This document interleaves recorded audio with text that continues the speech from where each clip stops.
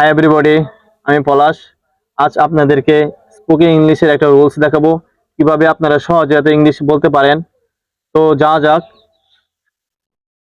Have, has to. Have বা has to অর্থ হচ্ছে তে হবে। এই তে হবে দা আপনারা অসংখ্য অসংখ্য সেন্টেন্স মেকিং করতে পারবেন ইজিলি ভাবে। তো দেখা যাক। এট ফার্স্ট আপনারা সাবজেক্ট প্লাস হ্যাভ বা has to plus present verb. আমি আবার বলছি, প্রথম এট ফার্স্ট সাবজেক্ট দিতে হবে, তারপর হ্যাভ সাবজেক্ট অনুযায়ী হ্যাভ বা হ্যাজ টু বসাতে হবে, তারপর প্রেজেন্ট ভার্ব, ভার্বের প্রেজেন্ট রূপ বসবে। তো যাওয়া যাক।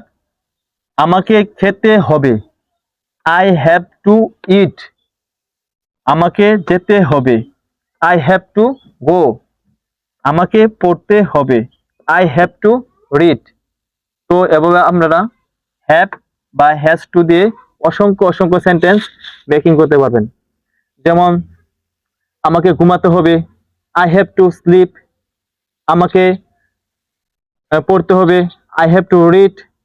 আমাকে এখন যেতে হবে, আই হ্যাভ টু গো নাও। তো এভাবে আপনারা অসংখ্য অসংখ্য সেন্টেন্স মেকিং করতে পারবেন হ্যাভ হ্যাজ টু দিয়ে। তো সবাই ভালো থাকবেন, আমার জন্য দোয়া করবেন। আল্লাহ হাফেজ।